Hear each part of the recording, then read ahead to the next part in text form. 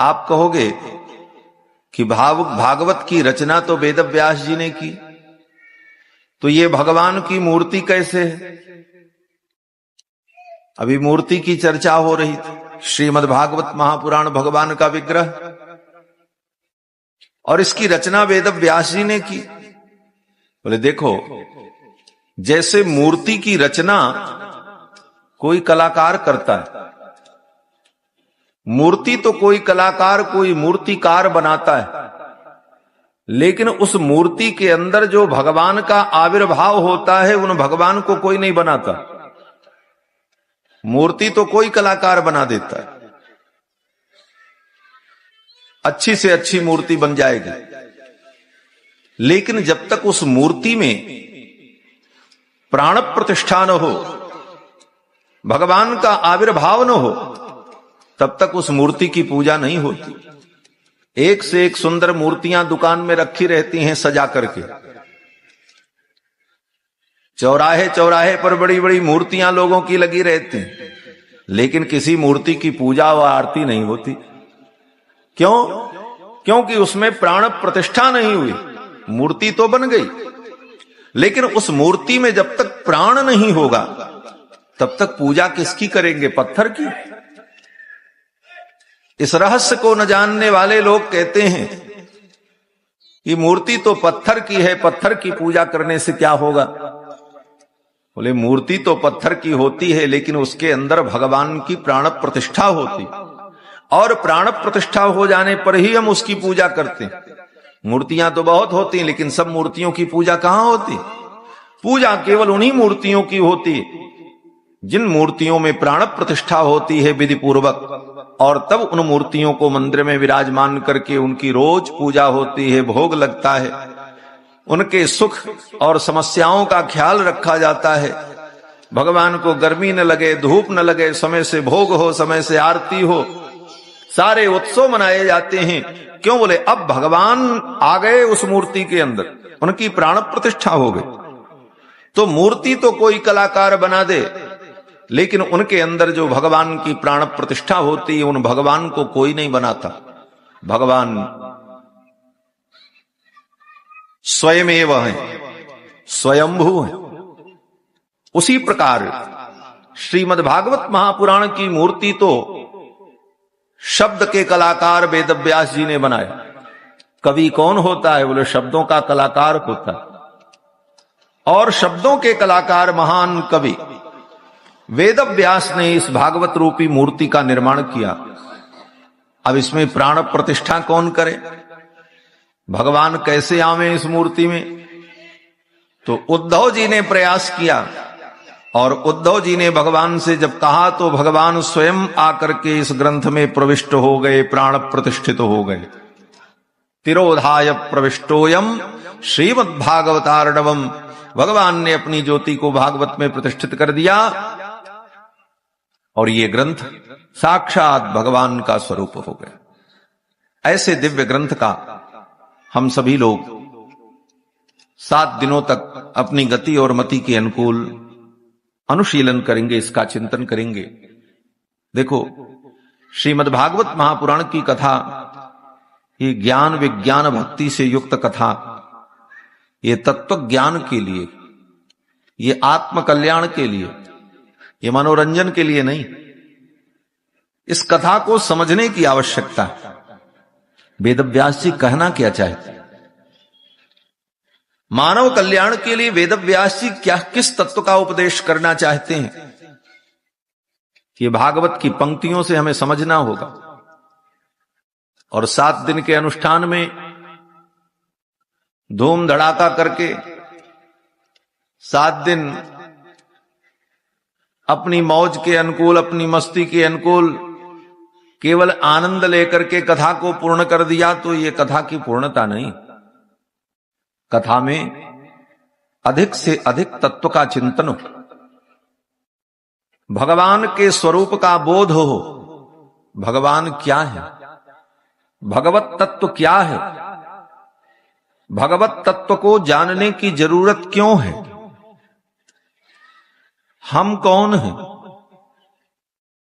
दुख का कारण क्या है, संसार के इस दुख की निवृत्ति का उपाय क्या है, इन सारे प्रश्नों का समाधान ही श्रीमद् भागवत महापुराण। समस्त दुखों की आत्यंतिक निवृत्ति, यही श्रीमद् भागवत महापुराण का परम लक्ष्य है। 18,000 श्लोकों में वेद व्यास जी महाराज ने इन्हीं समस्त विषयों का वर्णन किया।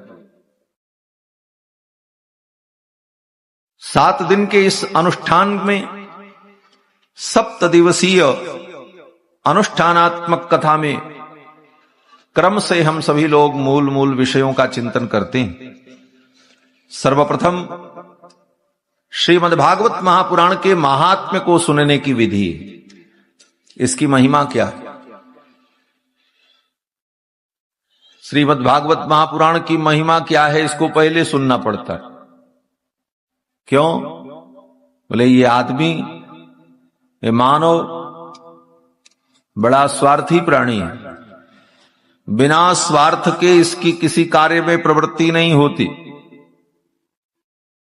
भागवत सुनाने बैठो किसी को तो सामने वाला पहले यही पूछेगा, महाराज इसको सुनने से क्या मिलेगा, क्यों सुने, फायदा क्या है। ये फायदा के बिना कोई काम नहीं करता। फायदा पहले बताओ, इसका फायदा क्या है, इसको सुनने से लाभ क्या है। क्यों हम 3 दिनों तक बैठकर, 7 दिनों तक बैठकर 3 घंटे रोज इसको क्यों सुने, 4 घंटे इसे क्यों सुने, इससे क्या मिलेगा। तो क्या मिलेगा, भागवत सुनने से क्या होता है, यही महात्म्य है, यही इसी की महिमा है। और ये पहले जानने की आवश्यकता। महात्म्य को जानने पर ही प्रवृत्ति दृढ़ होती है। 6 अध्याय में श्री वेद व्यास जी महाराज ने श्रीमद् भागवत महापुराण के महात्म्य का वर्णन किया, इसकी महिमा क्या। और महात्म्य का वर्णन करते हुए श्री वेद व्यास जी ने सर्वप्रथम भगवान सच्चिदानंद को प्रणाम किया और प्रणाम करके महात्म्य प्रारंभ करते हैं। सच्चिदानंद रूपाय विश्वोत्पत्त्यादि हेतवे तापत्रय विनाशाय श्री कृष्णाय वयं नुमः। सच्चिदानंद रूपाय विश्वोत्पत्त्यादि हेतवे तापत्रय विनाशाय श्री कृष्णाय वयं नुमः। उन भगवान श्री कृष्ण को मैं प्रणाम करता हूं जो सच्चिदानंद है। सच्चिदानंद ही जिनका स्वरूप है। रूप और स्वरूप में अंतर होता है। रूप का मतलब जो अस्थाई हो, स्वरूप का मतलब जो अस्थाई हो, और रूप बोले जो बदलता रहे। स्वरूप और रूप, भगवान के रूप तो अनेक हैं। अनेक रूप रूपाय विष्णवे प्रभ विष्णवे। भगवान के अनेक रूप हैं और सभी रूप उन्हीं के ही। यत्किंच भूतम प्रणमेद अनन्यः। वेद व्यास जी कहते हैं ये जो कुछ दिखाई पड़ रहा यत्किंच भूतम, ये सब भगवान का ही रूप है, सब भगवान का रूप है। इसी बात को गोस्वामी तुलसीदास जी महाराज कहते हैं, सिया राम मैं सब जग जानी, करहूं प्रणाम जोरी जुग पानी। संपूर्ण सृष्टि सब कुछ यत्किंच भूतम, सब भगवान का रूप। लेकिन स्वरूप क्या है? कहते हैं स्वरूप तो भगवान का सच्चिदानंद रूप है। सच्चिदानंद रूपाय, सतचित आनंद, अनंत ज्ञान, अनंत सत्ता और अनंत आनंद, इसी का नाम सच्चिदानंद है। और सच्चिदानंद भगवान का स्वरूप है। सच्चिदानंद रूपाय विश्वोत्पत्त्यादि हेतवे, जो सारे विश्व के उत्पत्ति की हेतु। विश्वोत्पत्त्यादि हेतवे, ये कहने का भाव क्या है? बोले सारे विश्व की उत्पत्ति के हेतु हैं, कारण है भगवान। इस एक शब्द के द्वारा प्रकृति कारणवाद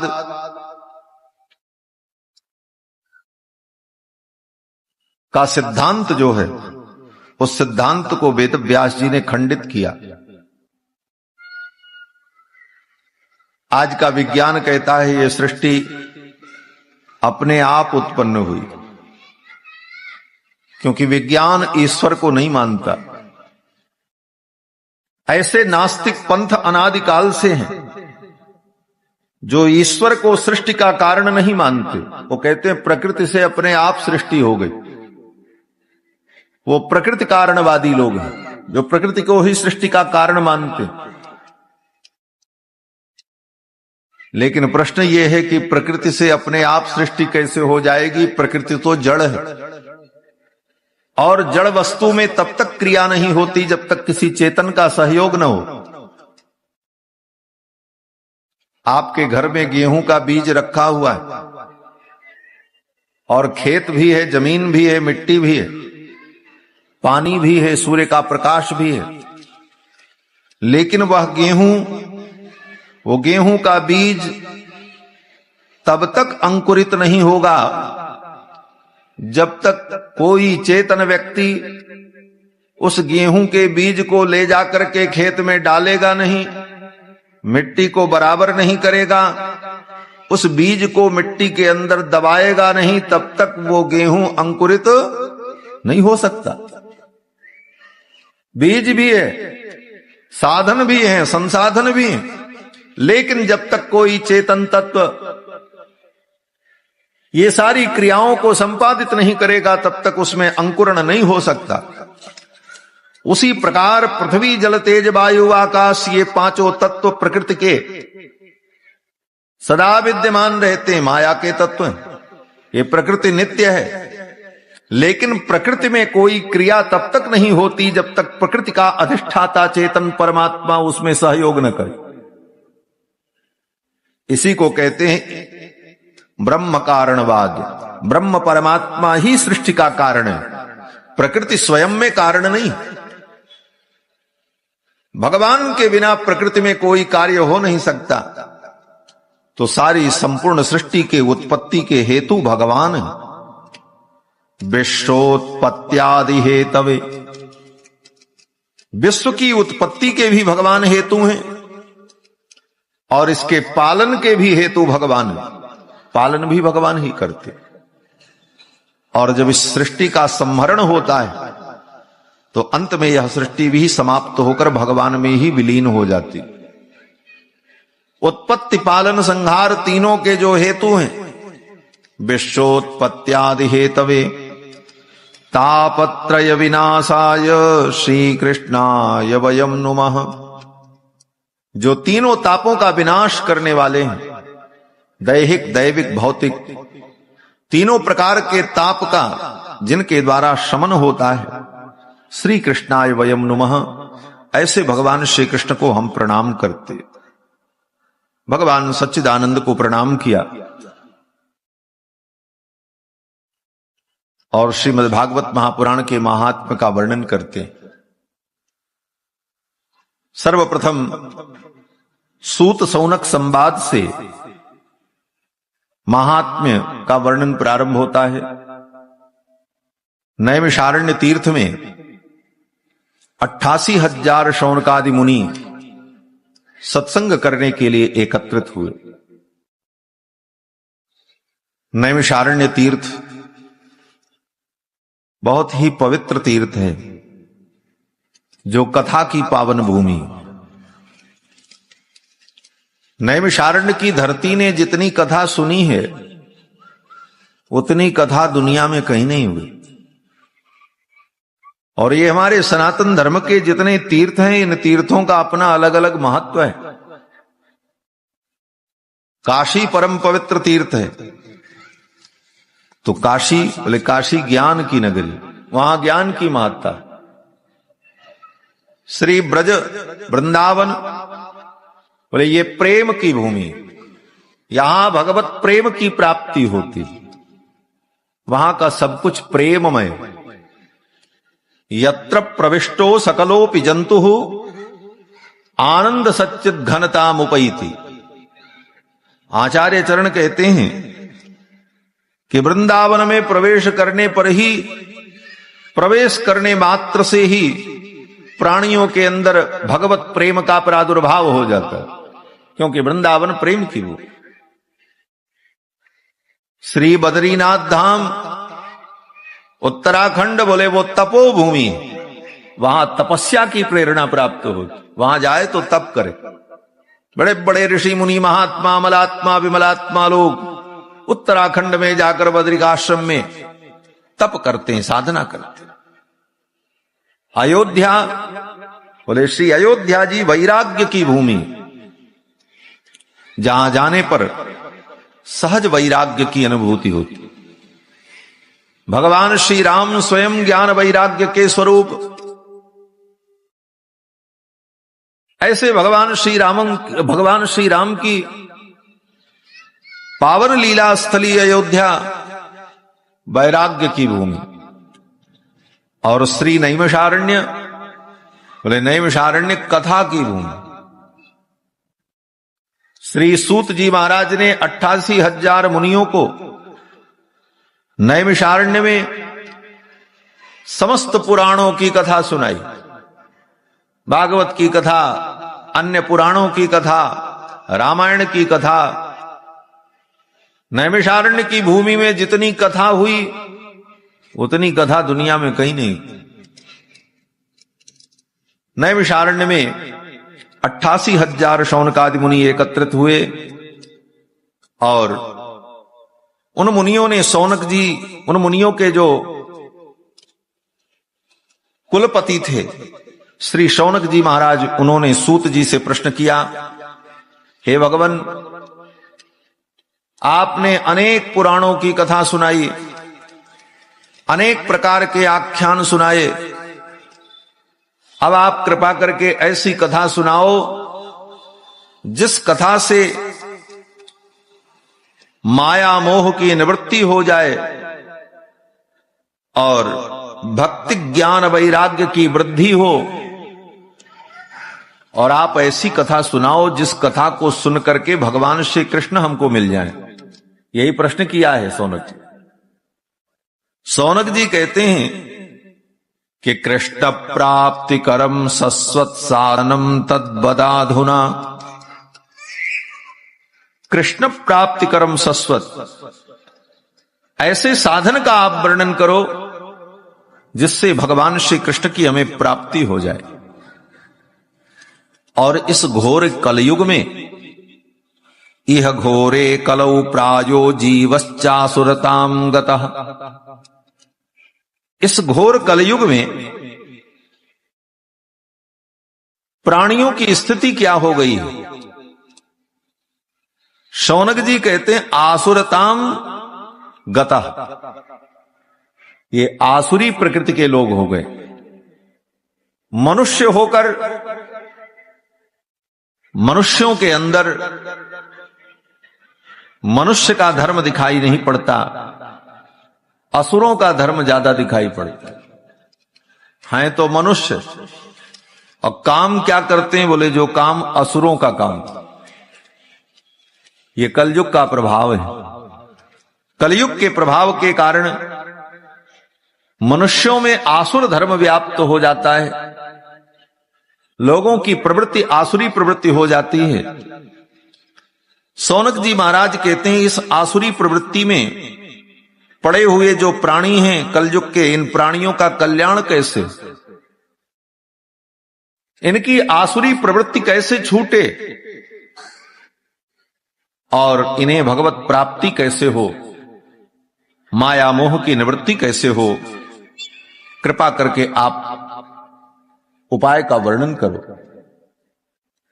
इस प्रकार शौनक जी ने जब सूत जी से पूछा है तो श्री सूत जी महाराज बड़े प्रसन्न हुए और सूत जी कहते हैं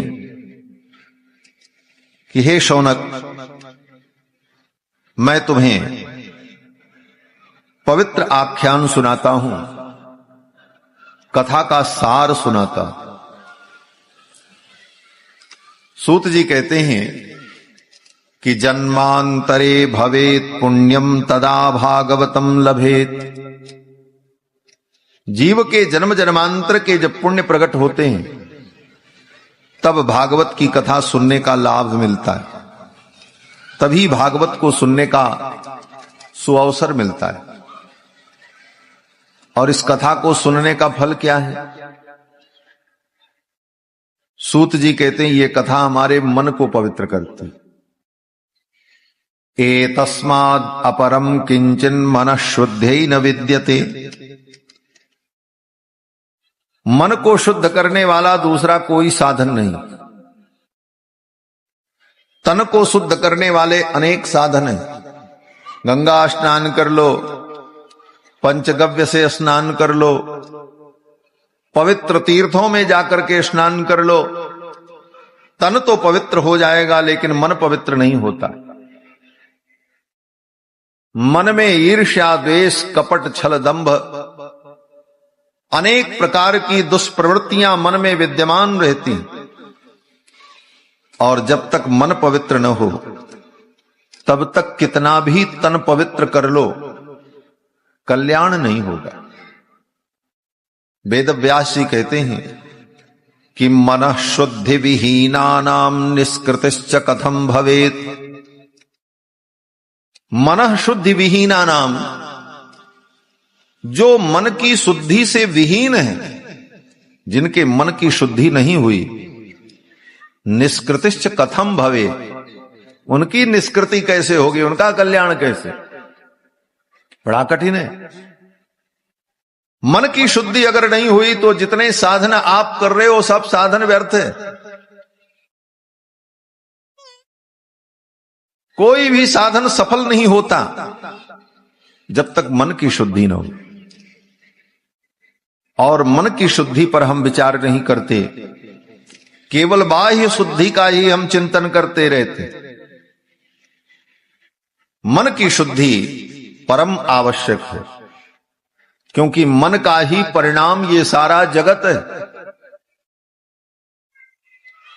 जो कुछ आप देख रहे हो ये सब मन का परिणाम है। ये कथा क्यों हो? जो आप कर रहे हो, जो कुछ हो रहा है, सब मन का परिणाम है।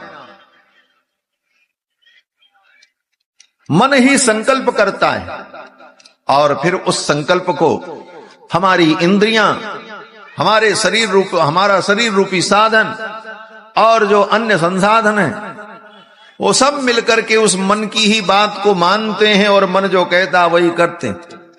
और फिर मन का ही परिणाम बाहर हमें दिखाई पड़ता है। ये सारा जगत ही मन का परिणाम है। अब कहते हैं कि मन, अगर मन शुद्ध है तो मन का परिणाम भी शुद्ध होगा।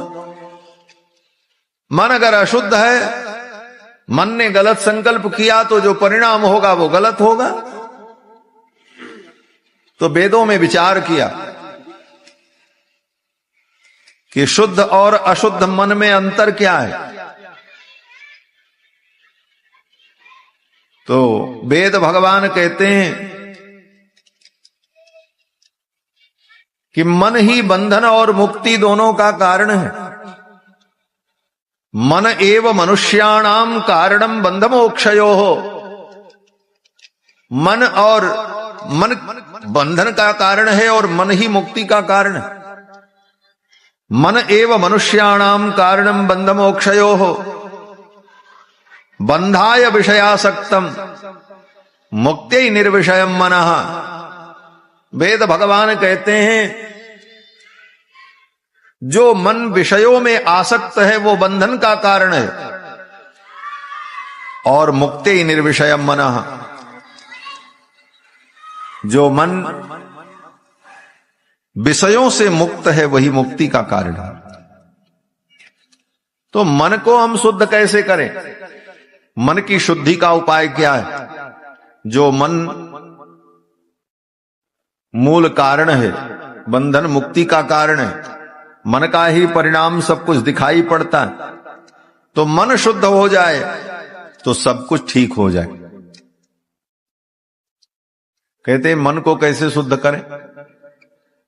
किस सरोवर में इसको स्नान करावें, कहां ले जाएं? बहुत ले जाते तो हैं लेकिन ये जाता ही नहीं। हम मंदिर में जाते हैं, मन बाहर ही रह जाता है। हम तीर्थ में जाते हैं, मन घर में ही बैठा रहता। मन सोचता है घर में काम कैसे चल रहा होगा, ऑफिस का काम कैसे चल रहा होगा। शरीर से हम तीर्थ में चले जाते हैं, मन तो भटकता ही रहता है। कहते हैं मन की शुद्धि कैसे हो? तो सूत जी महाराज के